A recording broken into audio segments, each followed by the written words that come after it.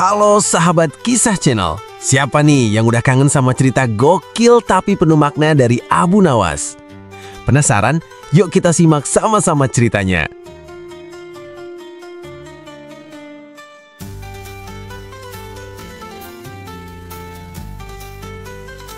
Pernah kepikiran gak guys?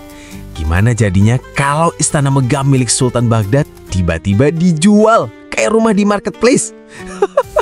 Kedengeran gila kan?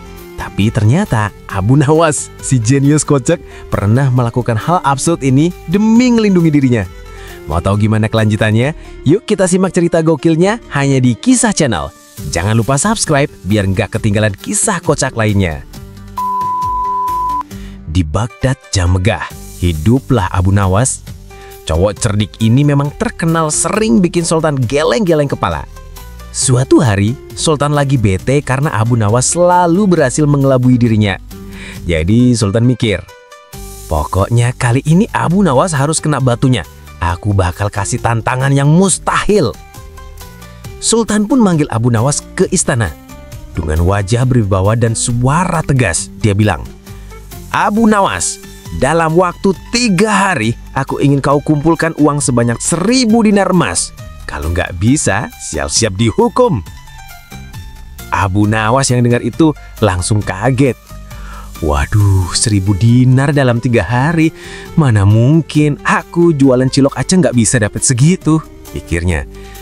Tapi karena nggak mau dihukum, dia harus cari ide brilian. Malam itu, Abu Nawas duduk termenung di depan rumahnya. Otaknya muter kayak blender, mikirin cara gila buat dapetin uang sebanyak itu. Tiba-tiba, kling, dia dapat ide gokil. Kalau mustahil cari duit, ya udah, aku jual aja sesuatu yang paling berharga di Baghdad, Istana Sultan sendiri. Besok paginya, Abu Nawas bikin pengumuman di pasar Baghdad. Dia teriak-teriak, "Weh, siapa mau beli Istana Sultan? Murah meriah, megah, full furnish, ada taman, kolam ikan, bahkan dapur gede. Cuma satu-satunya di Baghdad." Orang-orang pasar langsung heboh. Ada yang ngagak, ada yang heran, ada juga yang mikir serius. Ini orang waras nggak sih? Kok bisa-bisa hanya jual Istana Sultan? Tapi karena Abu Nawas terkenal pinter dan omongannya kadang benar, beberapa orang kaya penasaran. Kalau Abu Nawas yang bilang, pasti ada alasannya. Abu Nawas pun bikin brosur seadanya dari kulit kambing, lengkap dengan gambar istana dan tulisan gede. Dijual cepat, Istana Sultan Baghdad. Akhirnya ada satu saudagar super kaya yang benar-benar percaya. Dia bilang, kalau Istana Sultan dijual, aku mau beli. Tapi beneran ya Abu Nawas? Dengan wajah serius tapi senyum jahil, Abu Nawas jawab, tentu saja tuan, tapi syaratnya kau bayar DP dulu. Nanti serah terima kunci belakangan. Si saudagar ngagak. Tapi entah kenapa dia beneran kasih Abu Nawas uang DP ratusan dinar. Dalam waktu singkat, Abu Nawas berhasil kumpulin duit banyak dari jual istana. Dia pun langsung bawa hasilnya ke Sultan. Sultan kaget bukan main pas lihat Abu Nawas dengan karung penuh uang. Loh, kok bisa? 3 hari aja udah dapat 1000 dinar. Dari mana kau dapat uang sebanyak ini, Abu Nawas? Dengar wajah polos, Abu Nawas jawab, hamba menjual istana Baginda. Apa? Menjual istanaku? Sultan sampai hampir jatuh dari tahtanya. Abu Nawas buru-buru jelasin. Tenang Baginda, hamba cuma terima DP aja. Lagian siapa juga yang bisa beli istana Baginda? Itu cuma cara hamba biar bisa dapat uang cepat. Lagi pula uangnya kan udah saya serahkan ke Baginda. Jadi tidak ada yang dirugikan kan? Sultan diam sebentar mikir keras. Akhirnya bukannya marah, Sultan malah ketawa ngagak. Abu Nawas, emang kamu bikin aku pusing 7 keliling. Tapi aku akui, otakmu memang luar biasa. Kalau bukan kamu, nggak mungkin ada yang kepikiran jual istanaku. Akhirnya Sultan membatalkan hukumannya dan malah makin kagum sama Abu Nawas. Dari cerita ini, kita bisa belajar guys. Dalam keadaan sesulit apapun, jangan panik dulu. Gunakan akal, kreativitas, dan cara berpikir out of the box. Dan yang paling penting, jangan gampang percaya kalau ada orang tiba-tiba jual barang yang mustahil. Kayak Istana Sultan, mobil murah meriah, atau tanah di bulan. Bisa-bisa ketipu. Kisah Abu Nawas selanjutnya. Pernah kepikiran gak guys, gimana jadinya kalau seorang rakyat biasa yang sering bikin ulah justru jadi raja? Bayangin aja, orang sekocak Abu Nawas tiba-tiba duduk di singgasana megah, pakai mahkota dan ngatur kerajaan. Wah, pasti bakal banyak kejutan. Nah, di kisah kali ini kita bakal bahas cerita gokil tentang Abu Nawas jadi raja. So, siap-siap ketawa. Hari itu, Baghdad lagi rame banget. Sultan lagi pingin nyari hiburan, soalnya beliau bosen urusin masalah kerajaan. Akhirnya, Sultan punya ide unik. Bagaimana kalau aku biarin Abu Nawas jadi raja Zari? Aku pengen tahu, apakah dia benar-benar secerdas yang orang-orang bilang? Seketika, para penasehat kaget. Baginda, apa nggak bahaya kalau Abu Nawas dikasih kekuasaan? Tapi Sultan cuma senyum misterius. Maka dipanggillah Abu Nawas ke istana. Dengan wajah heran, Abu Nawas masuk ke Haula Megah. Abu Nawas, hari ini aku kasih kamu kesempatan jadi Raja Sari. Duduklah di singgasanaku dan atur kerajaan ini sesuai kehendakmu. Abu Nawas bengong sebentar.